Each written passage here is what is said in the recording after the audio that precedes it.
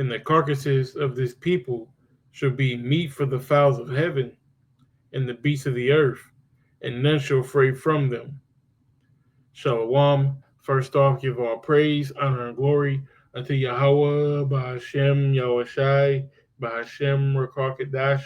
Give double honors to the apostles and the elders of GMS.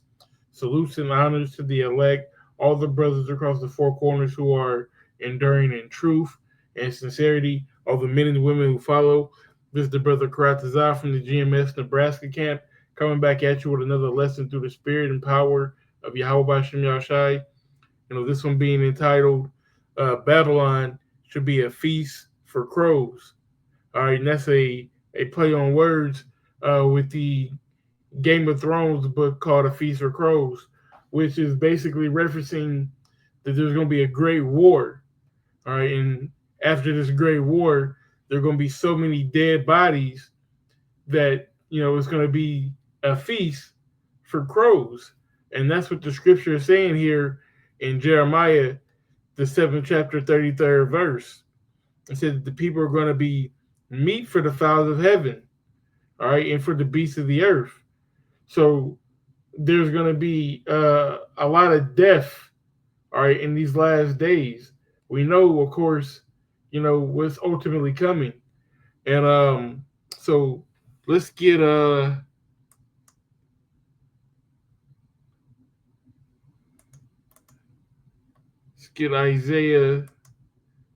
13, because it's going to say it there as well.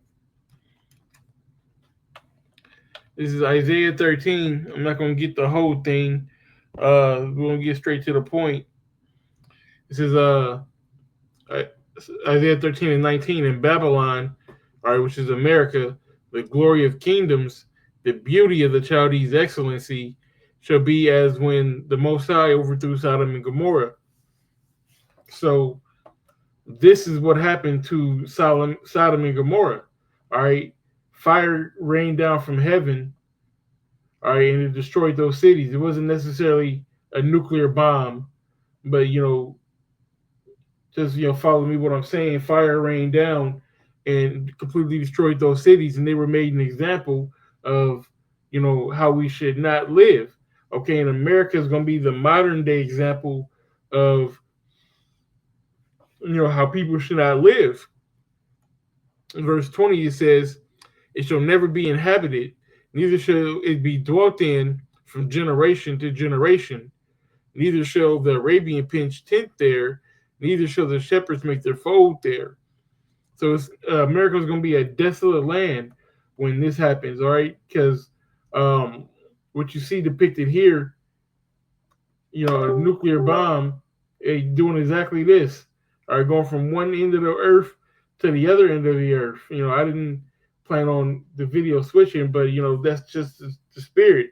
This is what's going to happen. This is what it's going to look like. All right, all these missiles are going to come and they're going to be shot, and that's what's going to happen. All right, on the whole of America. Okay, and you see how the destruction is kind of overlapping. That's how it's going to be on the whole, of America. That's why it's known as the Lake of Fire. All right, it says, "But wild beasts of the desert shall lie there, and the houses shall be full of doleful creatures, and owls shall dwell there, and the satyr shall dance there." Okay, so you're only gonna have these desert creatures, these birds, these wild animals, and what do you think they're gonna feed on? All right, it's gonna be a lot of burnt meat, a lot of burnt meat in that day. But and I'm saying all of this to say that there's a certain segment of the population that is just destined for missile food. Okay, they're a feast. They're going to be that feast for crows. They're destined to be that missile food. All right, and as dealing with our people, Jake's just not going to get it. All right, everybody's not being saved on this side. You have, when we came out of Egypt, we all came out of Egypt, but everybody can't make it on this go around. Why? Well, why can't everybody make it? Well, let's get this. This is Ezekiel 2, and I'll start at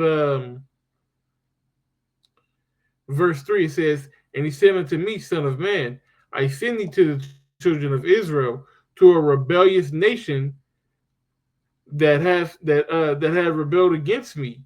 They and their fathers had transgressed against me. So we went away from serving our power, all right, as a nation. So because of that, we witnessed slavery.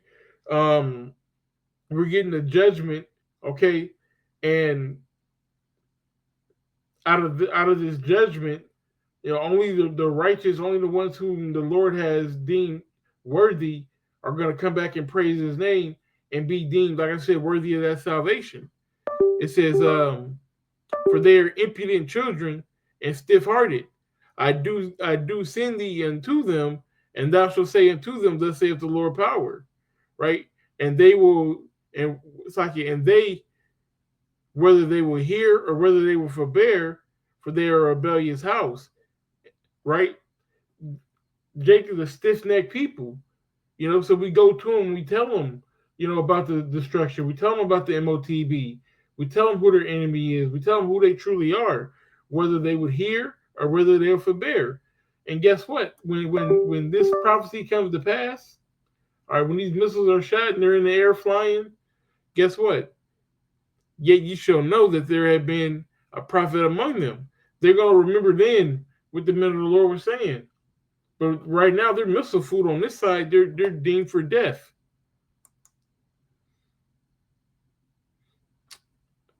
I'll have to keep saying that over. Um, we got Isaiah 13. Yeah, so this is Ezekiel chapter 3 and verse 4. It says, "And he said unto me, Son of man, go, get thee to the house of Israel, and speak my words unto them." So we are commanded to speak to these people. Well, karate. If they're missile food, why are you preaching to them? They're doomed for death. Well, the Lord said to go and speak to them, to go and tell them. All right. It said, "Get thee to the house of Israel and speak my words unto them." So that's exactly what we're going to do. Why? Because there's elect among the people. We come from among the people. All right. And we have to give them the same chance that was afforded to us, the opportunity to wake up and to come back into the Lord. All right. Verse 6. Saki, verse 5. It says, "For thou art not sent to a people of a strange speech and of hard language, but to the house of Israel." Right. We speak the same language. Okay. We all Jake in America. We all speak in English. All right. If you're Latin, we got Latin brothers in the truth too. Guess what? They're speaking Spanish just like you, and in the various different places around the world. All right. If you in Jamaica, guess what? We got brothers speaking the patois. Haiti and in England, all right, Mexico, so on and so forth. All right, and speaking the language. All right, the Lord gave us diverse gifts. All right, and that diversity of tongues is one of them. All right, this word is coming out in every language. I remember years ago, the apostles spoke about a video of them um, being transcribed in Japanese. It may have been Chinese, one of those Asian, languages, but they ain't never been to, East Asia, and they don't speak that language. But somebody had like dubbed over what they were saying, because there's elect everywhere. All right, but it says that it's not hard for us to understand, what we're saying. But it says, not verse 6, not to many people of a strange speech and of a hard language, whose words thou canst not understand. Surely I had sent them. Sorry, surely had I sent thee to them, they would have hearkened unto thee. Right? If we'd have went to any other nation, if we'd have went to the East Indians and said, "Oh Elam," You guys are the children, the children of the Most High. You are the chosen people. All right, and showed them in the scriptures where they are the chosen people. Guess what? They wouldn't be worried about if Esau can make it. They wouldn't be worried about if Moab can make it or if Ham can make it. They would be happy that they're chosen. Same with any other nation. Damn sure Edom, if Edom had the birthright, they'd be like, fuck you niggas. You know, we good. But Jake want to include everybody else. Can't be satisfied that this is something reserved unto us. It's special unto us, which is the dominion of existence. Verse 7 it says, "But the house of Israel will not hearken unto thee, for they will not hearken unto me. For all the house of Israel are impotent and hard hearted." You know, Jake just can't get it. Jake want to be a Christian. Jake want to be a Muslim, an Egyptologist, a feminist, a know-it-all, all right, a Mormon, a moron. Jake want to be everything except for, what the Lord called us, which is a Hebrew Israelite, okay, from one of the 12 tribes. This is Psalm 81, and I'll start at verse 10. It says, "I am the Lord thy power, which brought thee out of the land of Egypt. Open thy mouth wide, and I will fill it. But my people would not hearken to my voice, and Israel would none of me." The Lord gave us instructions to follow, and we wouldn't follow it. We've strayed away from the law, statutes, and commandments so far to the point that the Lord gave us a bill of divorce. All right, the Lord came back on the scene, laid down his life, died for us that we can be reconciled back into him, and Jake still can't get it. So guess what? He's only accepting a small segment of us. All right, 1/3, which we'll get that here pretty soon. Matter of fact, that's the next scripture. So we'll finish this and get to that. But that 1/3 is going to follow him. All right, so that 2/3 must be destroyed. Verse 11 says, "But my people would not hearken to my voice, and Israel would none of me. So I gave them up unto their own hearts, lust, and they walked in their own counsels." So let them do what the fuck they want to do. All right, the Lord gave us a direction. The Lord gave us a way, all right, to live. And we said, "Nah, Lord, I got better plans. I like the way you do business. I think I'm going to go in business for myself." All right, it says, verse 13, "Oh, that my people had that my people had hearkened unto me, and Israel had walked in my ways. I should soon have subdued their enemies and turned my hand against their adversaries." The Lord would have defended us. We wouldn't be in this situation had we only hearkened to the Most High's ways. Right? It says the haters of the Lord should have submitted themselves unto him, but their time should have endured forever. We would have been good. We would have still been good. But no, we are hard-headed and stiff-necked people. That's why the Lord's going to have to write the laws in our inward parts to prevent us from going off. Because you clearly see what happens when we're left to our own devices. All right? Now, 2/3 of us is fucking missile food.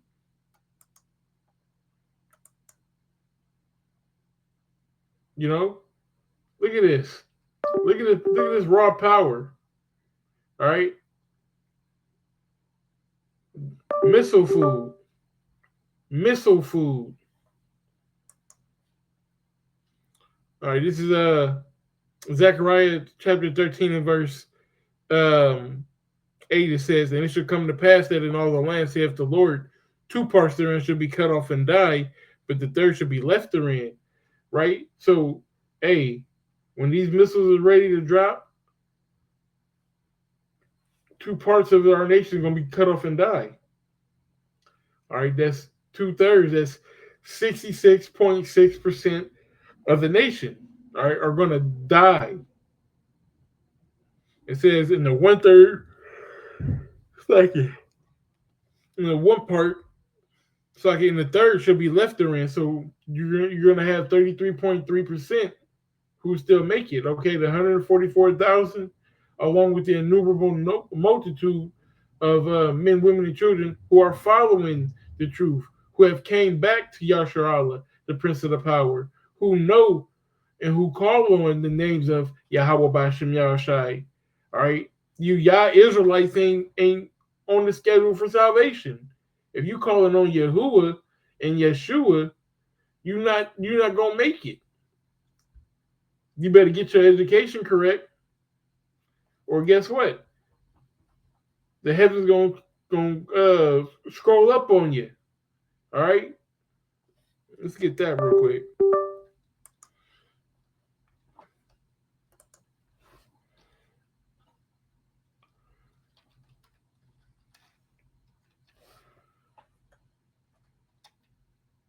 This is Isaiah 34:4.